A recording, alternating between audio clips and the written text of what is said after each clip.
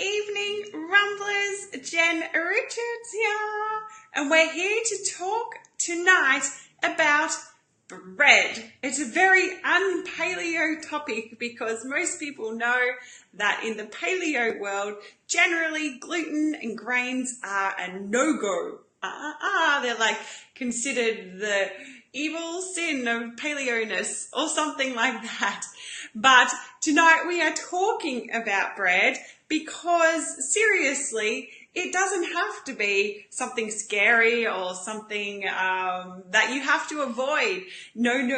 Especially when we can develop and bake and enjoy gluten grain-free versions of a food we've all been brought up to eat. I don't know anyone who hasn't been brought up to eat things like toast and sandwiches. Think about all the lunches you were packed as a kid, all those mornings you sat around the table eating toast and Vegemite and honey and all those other good things. It's a part of our DNA, it seems, bread. So let's talk about it, and let's talk about ways we can make it paleo-ish or gluten-free-ish or a bit more healthier. So hello to everybody. Hello, Carolyn. Lovely to see you on this evening's show. What does bread mean to you, Carolyn? Or anybody watching? What has been your favorite sandwich topping over the years? As a kid, what was that thing you just loved to put between two slices of bread? Mine was Vegemite. I was a Vegemite kid through and through. Those ads on telly, those commercials with the, puts a rose in every cheek. I won't sing too much. That should have been me on that ad. I used to collect Vegemite jars and collect the labels because you could send them in and get a free Vegemite plate. I loved my Vegemite plate. I only lost it recently. Good evening, Denise. Good evening, Maxine. Hello, Kim. Lovely to see you. And Carolyn's favourite sandwich filling was Nutella. I never liked Nutella. I hated Nutella. I hate hazelnuts, to be honest. There's something you should know about me, which is good because I'm not one of those people who craves Nutella like I know a lot of people do. What else were your favourite sandwich fillings? I'd love to know. My mum used to sometimes put ham and tomato in my sandwich at school, and it was disgusting because I'd come to eat it at lunchtime and it was just all soggy and it was a mess, specifically in summer. Denise's favourite was cheese in her sandwich with heaps of butter.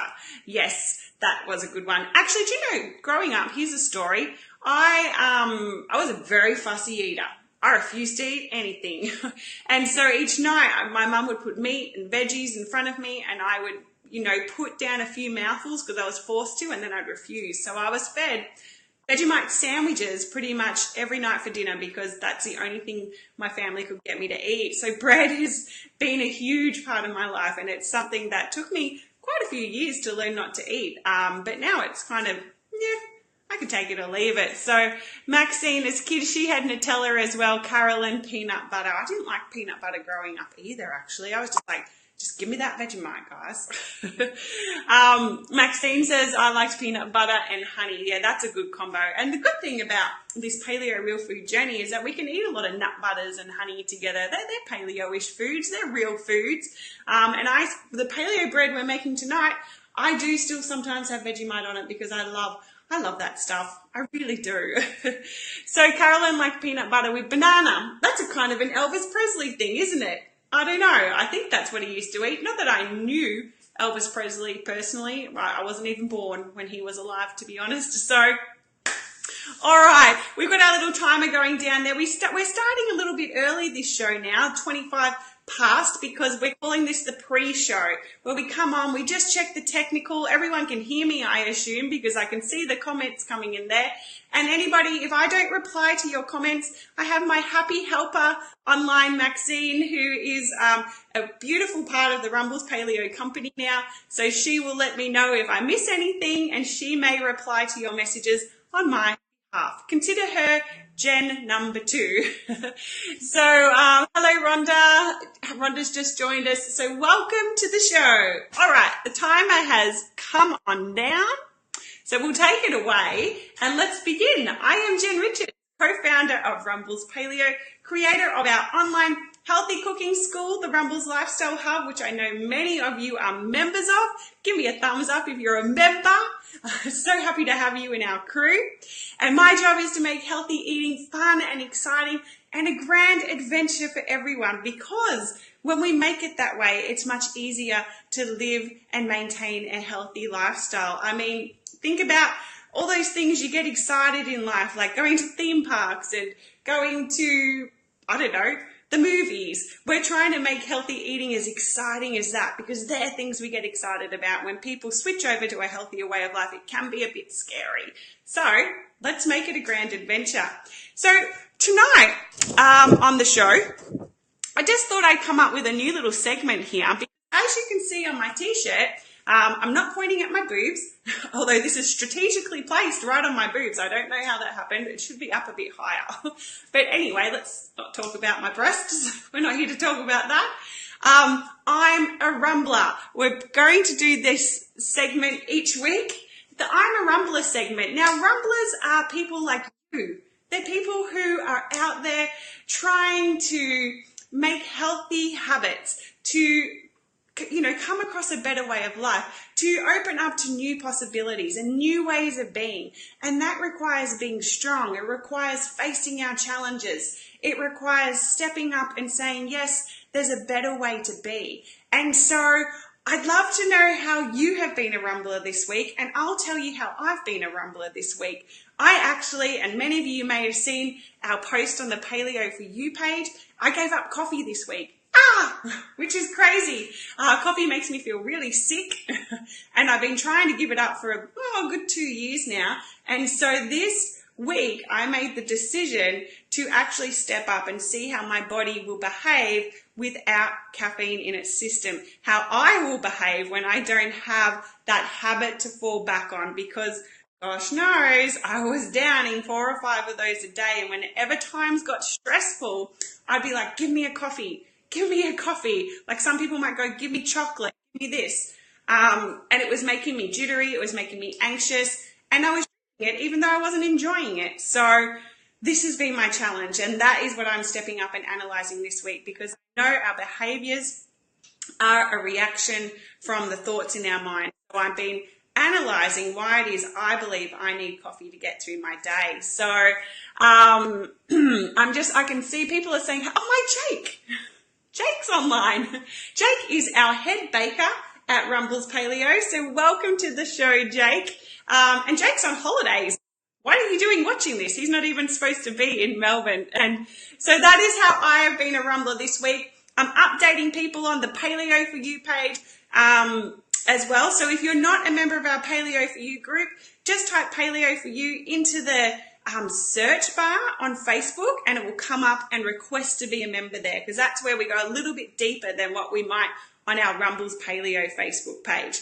So that's how I'm being a rumbler this week. I encourage you guys to, what's one thing you can do this week to really challenge yourself, to step outside of the box, to start to create a new habit that's going to empower you and move you forward. What's that one thing you could do? It might be just calling someone you haven't called in a while. It might be asking your husband for something you've been scared to ask him for.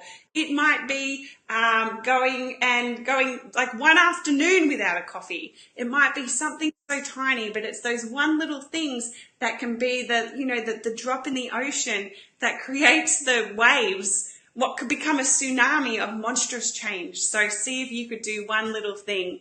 And I'm just trying to see your comments here. It's everybody saying hello. So that is wonderful. We are like one big happy family. That's what I love about this, doing this Facebook Live. I feel like I know so many of you, which is so beautiful. And hello, Karen. Now, Karen's moving house, so I hope we're not interrupting your duties. All right, so let's talk about what's on the show tonight, everybody.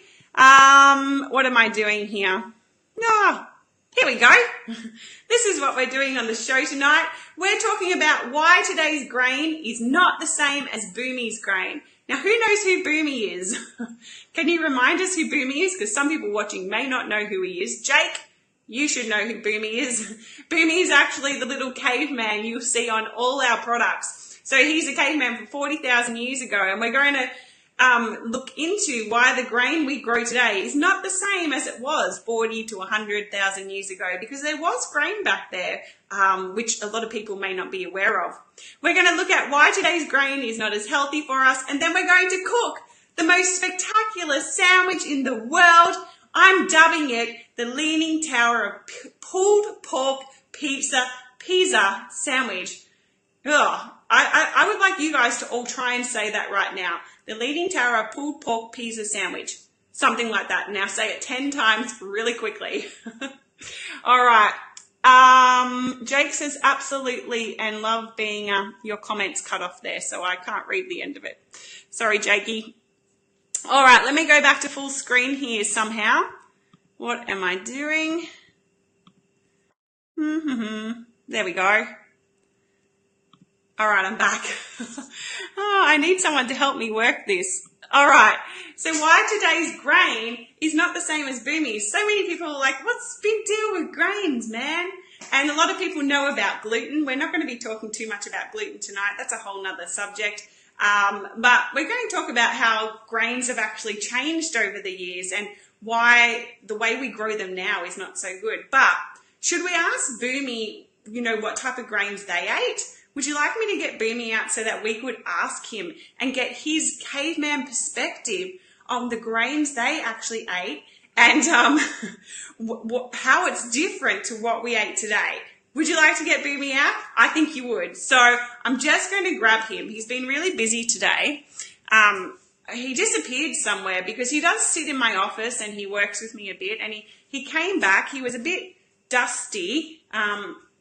You're a bit dusty. You've been really busy. He's been really busy, actually. Now, for those of you who don't know, Bumi did come to us in a time machine, in a time warp from 40,000 years ago to land here in the modern day to help people live a more natural way of life, didn't you, Bumi? He did. So, you've been to Italy today.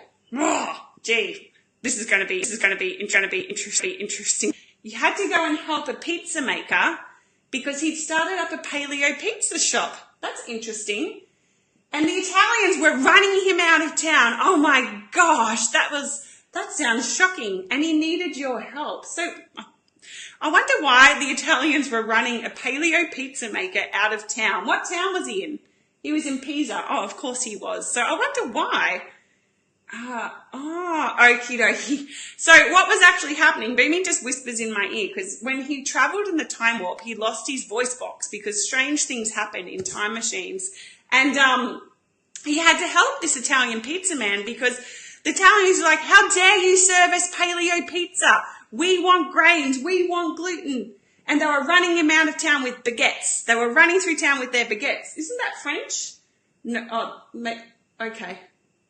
No, the Italians had baguettes and they were running him out of town going, get out of town, we don't want paleo pizza. So do you believe that story? Is that really true, Bumi? I don't know. I don't think it's true. But anyway, he's back here in town. And Bumi, would you like to tell our crowd out there, did the cave people actually eat grains? They did. Wow, that's interesting. I wonder how they ate grains because if you read, modern day newspapers or articles, they tell us that the cave people didn't eat grains. They didn't eat anything like that. So Bumi, what did they actually eat? That's it. That sounds disgusting. So what they actually used to do was they would get like ancient grains, like things like einkorn and emmer, and they'd get the roots of grasses and then they'd dry it in the sun and you'd pound it down into a flour. And what they do with that flour then, it took them a long time to do. I mean, imagine pulling up grass roots and ancient grains, drying them in the sun and then grounding them down. Because then what would you do? Then they ground it down and mix it with water to cook flatbreads on rocks. How yummy does that sound? It was delicious. It was delicious. He says it was delicious, but I don't know about that. So that's the truth. All right. So that's the truth. I don't know whether to believe him because he was just telling us stories about, running out Italian people from Italy because of their paleo pizza. But I actually know this is true. So you've got to go. He needs to have a rest. Bumi's got to go have a rest. And that was a really interesting story. So we pop him back down there. He's going to go clean himself up. And That is actually the truth. That back in the caveman days, they did eat grains, a lot different to what we have now. So that was interesting, wasn't it? Oops. Now, moving on to our next subject, and I need to find the slide. So what are we going? Jen, I just realised, all right, and your comments are cutting out there, so I'm really sorry about that. I can't read them there. Maxine, I hope you're answering them for us. So that was the first instance of grains. And then what happened, right? This gets even more interesting. During the time of the ancient Egyptians, and I wish I could play music on Facebook because I would so put on the Bangles Walk Like an Egyptian right now. What the Egyptians did, because the Egyptians loved to drink beer. They were drunks, and I don't blame them, because if you were embalming mummies, I think I'd want a drink of alcohol to help me get through that process as well, wouldn't you? So they made a lot of beer, and they learned to take the yeast from the beer and put it into the ancient grains like spelt and einkorn and emmer, and to create leavened bread. And that's pretty clever, right? So then they'd drink their beer and they'd eat their sandwich while they were embalming mummies. And then what happened is the ancient Greeks got onto this, and so they took this recipe across to Europe and it spread across the world. And that's how the use of wheat and grains and breads travelled around the world. And something pretty special, well, not really special, this is where the problem with grains started to happen. It was in the 1870s. Here we go.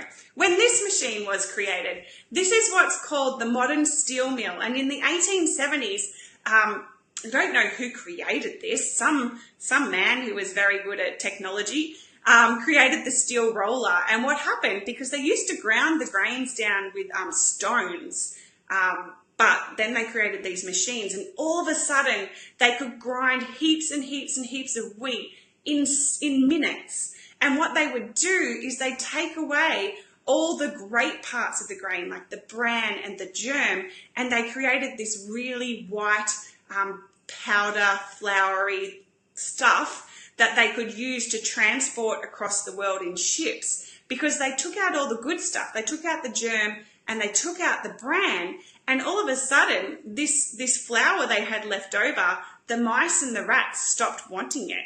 Whereas before, the pests quite liked this grain. But because it'd been stripped of all its nutrients, all of a sudden they could ship this wheat across the world, and without the risk of it being infested by rodents, pretty much. And it spread around. But then something even crazier happened. In the 1920s, they invented something else. Does anybody know what that invention was in the 1920s? It was something... there's a saying too as well. You know that saying, it's the best invention since? Can anyone finish off that saying there? The best invention since, and I'm waiting for it to catch up because Facebook has a bit of a lag, and I know that these comments are a little bit behind. But what actually happened in the 1920s was they created something called the slicer. Yes, the slicer was created, and all of a sudden, bread companies sliced bread. Maxine just got it. But because of the Facebook lag, I didn't have enough time to have the answers come through. Sorry, Max. And Rhonda's saying it now too. Sorry, Rhonda. I already came in and say it. And Denise, well done, well done. Yeah, so they created the slicer, and all of a sudden we had this uniform sliced bread. They created toasters, and it truly revolutionized the way we eat grains. So between the steel roller and the slicer and being able to transport it all around the world, all of a sudden a food we rarely ever ate became something that was commonplace on our tables. And in the 1950s, there was this big revolution called the Green Revolution. And if anyone's seen the movie What's with Wheat, you'll know what I'm talking about, because this guy called Norman Borlaug, and I've got a picture of him here actually. There he is. Some people think he was an absolute genius, and what he did was really clever. There's no doubt about it. He created something called dwarf wheat, which was a variety of wheat that could grow 2 to 3 times faster. And the reason he created this dwarf wheat was because there was a famine happening specifically in Bangladesh and India. And by growing this grain really quickly, he could ship it over to those countries and feed these people who were starving. Now, the problem with growing this dwarf grain was that it actually required a whole heap of pesticides, specifically Roundup, and Roundup contains a really dangerous chemical called glyphosate, which causes a lot of problems to the body. Now, the other problem with growing this dwarf wheat was for the farmers, because they had to spend a heap more money on getting this Roundup, purchasing the Roundup. The grain required a lot more water to grow, so the farmers had to spend a lot more money on the water. And not only that, the crops just totally ruined the soil. Fertility went down, biodiversity went down, and it was really just terrorizing the soil that it was grown in. And a lot of farmers went into debt, and there was a lot of problem for the farmers who were growing. So we saved some countries by preventing them from going into famine, but people who were growing it went into a lot of pain and struggle, and we destroyed the land. So I don't know if you'd say it was a good thing or a bad thing. I guess there's pros or cons to both of this. But this dwarf wheat, and specifically the glyphosate in the Roundup that they use to grow it now, is really, really dangerous for our body. And I would recommend anybody who wants to learn more about this to go and Google what's with wheat and catch up with Cindy O'Meara, and she really goes into this and what's happened. So basically what we have now, we use this dwarf wheat to make our bread. We put it through steel rollers. We get rid of all the germ. We get rid of all the parts of the grain that would have been considered healthy for us. Not only that, we now inject more gluten into the grain because bakers want the grains to produce really doughy, beautiful breads. Gluten's not the best for anybody, so it's got extreme high rates of gluten in it. And it's that companies put bleach in it to make it whiter, and it's really not a grain anymore. As they say, oils ain't oils and grains ain't grains, specifically when it comes to wheat. So that is the background on why grains ain't grains anymore, and one of the reasons why we want to think twice about actually consuming them. It's a great film, highly recommend it. Thank you, Maxine. I highly recommend it too. All right, so let's cook. Let's cook. Tonight we are making, our show tonight is brought to you by the bread module inside the Rumbles Lifestyle Hub cooking school, where you can learn more about what we've talked about this evening. It is also brought to you by the spice module, because we are going to be using pulled pork, which we made on a previous episode as well. And it is also brought to you by the Big Ol' Sandwich downloadable digital cookbook, which I've put together for you, and you can all download it. Tonight's code word is sandwich. If you type in the word sandwich to comments, you will be sent the link where you can go to download this book, where it's got all the recipes to make what I am dubbing the Leaning Tower of Pulled Pork Sandwich Pisa. That is what tonight's show is all about.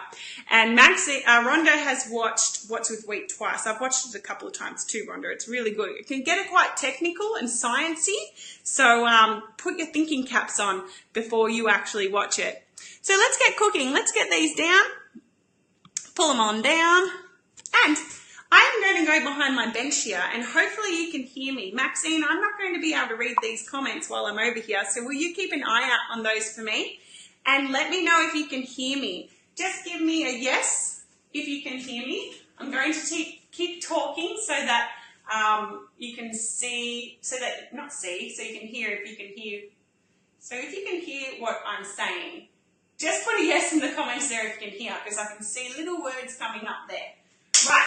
We are making the pulled pork sandwich, which you saw on this book here. Can you see that big monstrosity of sandwich heaven? This is what we're going to be making. How delicious does that look? This gets me excited. And it's all paleo, it's all gluten and grain free, and it's all dairy free as well, optionally dairy free. So I'm going to pull that down. And remember, just write yes in the comments if you can hear me. So, To make this sandwich, you're going to need that cookbook that I gave you because you're going to want to have things made in advance. Now, the one thing about switching to a paleo, healthier way of eating is you do need to be prepared. But once you know some secrets to making some specific recipes, like we teach inside the Rumbles Lifestyle Hub Cooking School, it becomes easy. You learn to cook in bulk. You learn to cook from memory, and you learn to do things quickly and fast so that you've got snacks and healthy food stocked up in your freezer. So the first thing you'll learn to make in this book, and I can see the yeses coming through, thank you Maxine, is this pizza bread. Now, give me a thumbs up if you've made this before, because I know a lot of people have made this. I've shown you how to make this pizza bread before, and trust me, it seriously tastes like pizza. If that Italian man who was running the paleo pizza shop in Italy that Bumi had to go and save actually made this pizza bread, he would have been safe. There's no way they would have chased him out of town with baguettes, because this bread seriously tastes like pizza. Now, if you have a look inside there, the recipe's in the book. Type sandwich to get the book. I've put inside mine, and you can put whatever ingredients you want inside. I've got chorizo, pepper, mushroom, I've got herbs, I've got grilled onion. Now, I don't eat cheese, and cheese is technically not paleo. I've put cheese on top of one half, and I've just put Italian herbs. I've used the Italian herb blend from the Spice Blend module in the Rumbles Lifestyle Hub on top there, and it's truly spectacular. So you're going to need to prepare this bread.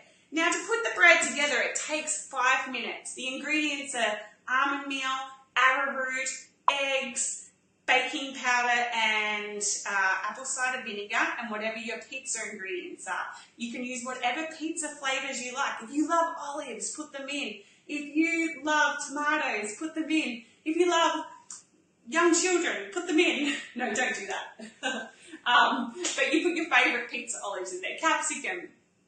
Then, I've already sliced 2 pieces, so let's put our 2 pieces down here.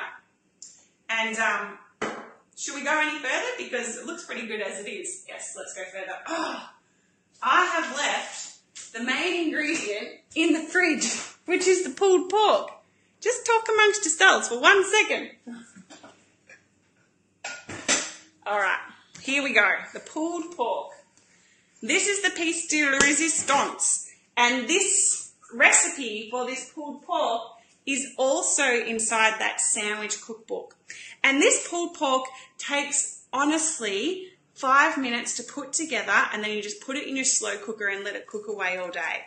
And this is it here.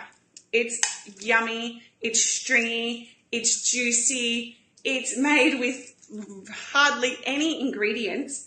And this is something you can put on your sandwich. You can put it into wraps for Mexican food. You can eat it with salad. Look at that. If that is not the most glorious thing you've seen today, I don't know what is. So we're going to pile our sandwich up with this. So you get your pulled pork and pop him on there. Now let's talk coleslaw, because can I tell you something really important? This is really important. When it comes to healthy eating or any eating, creating a whole heap of different textures with the food takes the taste up another level. When we taste food, we don't just use our taste buds, we use our nose, we use our sight, and we use our sensory senses when it comes to texture. If you've got something that's a bit soft and juicy paired with something that's a bit crunchy, it actually elevates the taste reception of your experience. So we've got this beautiful doughy bread, which doesn't even have wheat in it, which is full of Italian herbs. We've got this juicy pulled pork, and now we've got this crispy coleslaw we're going to put on top of it. Now coleslaw, oh my gosh, it's like as spectacular as anything. It's one of the most easiest salads to make, and it's a classic. You can serve it with anything, at your barbecues, you can serve it with Mexican food, you can serve it on your pulled pork sandwiches. Now there's a few different ways to make coleslaw, but the base ingredient is cabbage, right? Now when you say cabbage, people don't really get excited. They're like, yeah, whatever, cabbage. But if you say coleslaw, people are like, woohoo! They're doing dances because everyone loves coleslaw. So I've got cabbage, red and green and carrot. I put some capsicum in here. I'm going to put some coriander in it as well. I haven't put it in already. I just soak my coriander in water like this to clean the base bits of the coriander, the roots. Never throw out the roots of your coriander. It's the most flavoursome part. You just pull off those little stringy bits and then chop up the roots really finely. You can put them in a mortar and pestle and throw them through your salad with some leaves. The roots are 100 times more flavoursome than the leaves. Who agrees? Who agrees here? If you haven't tried it, make sure you do. Never buy coriander that has the bottoms chopped off. In supermarkets, you can buy the coriander and they've chopped this bottom bit off. You're getting ripped off. This is the best bit. So I put some coriander through there. And then I would toss remember all these recipes, all these recipes in that book, just type sandwich to get the book for all these recipes. We're going to make mayonnaise in about, and if you've watched any of my videos or seen me live before, you know how much I love mayonnaise. I go through a bottle of this every week, pretty much, just through my cooking and making mayonnaise. I don't do it all myself, I do feed other people, but I go through at least a bottle of this. So to make mayonnaise in 5 seconds, the recipe's in this book you can download. You've got a couple of teaspoons of Dijon mustard. You've got, I forgot to put ingredients in there again. You've got about a tablespoon of vinegar. You can use any vinegar you want. You can use white wine vinegar. What other vinegars are there? White wine vinegar, red wine vinegar, not white vinegar. I wouldn't use plain white vinegar. Wouldn't do that. I'm just getting the eggs. Ta-da! And salt and pepper in there. And then you're going to add 1 whole egg. And you're going to add 1 egg yolk. I'm sorry, I'm so rude. I should have had this done. I keep forgetting ingredients tonight. And about ½ a cup of olive oil. The oil is very important. If you get a cheap olive oil, it's not going to taste nice. Oils all taste different. I like to use the Cobram one, and if I'm using it for mayonnaise, I get the one that says light with the 1 drop there. The stronger the olive oil, the more taste that's going to impart on your mayonnaise. Now remember, mayonnaise, the main ingredient is olive oil. So if you're using a really strong olive oil, it will affect the taste. If you love a strong olive oil, by all means use it. In my mayonnaise, I like the light olive oil. Make sure it's extra virgin olive oil. Or I know a lot of people who make this using ghee. I've never done it before, but I know people inside the Paleo for You group use ghee. Stick blender, pop it in, and you're just going to pull the button on, push the button on and pull it out.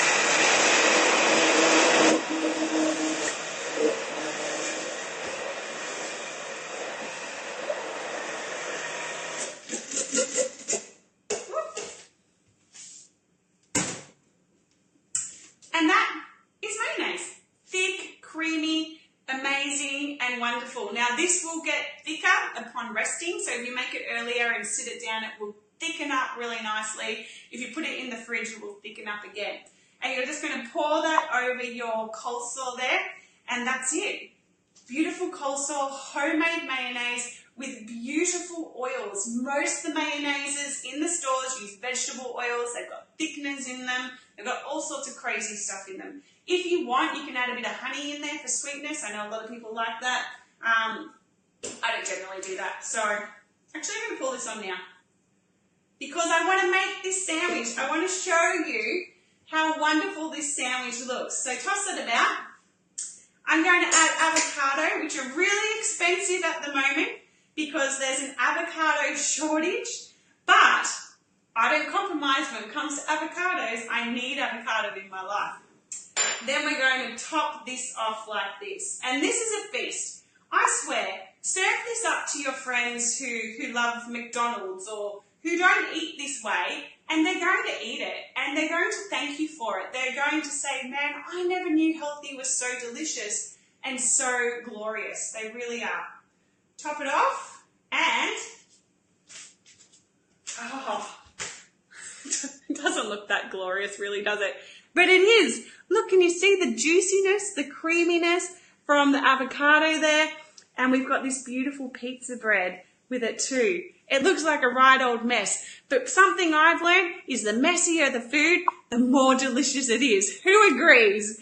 Jen likes playing with I don't know what that says. I'm just trying to catch up on your comments there.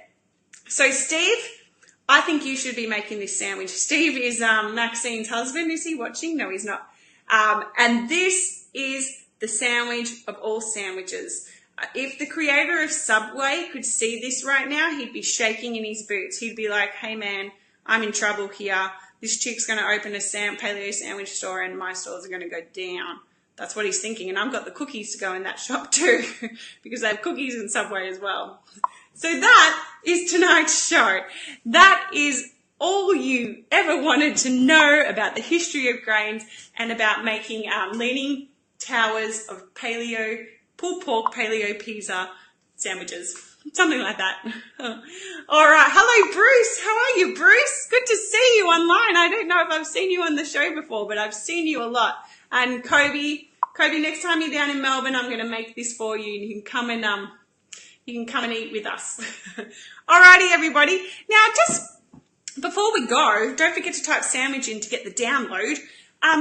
What do you want to see on the show here? Let me know. Type in the comments there. I really want to give to you what you want.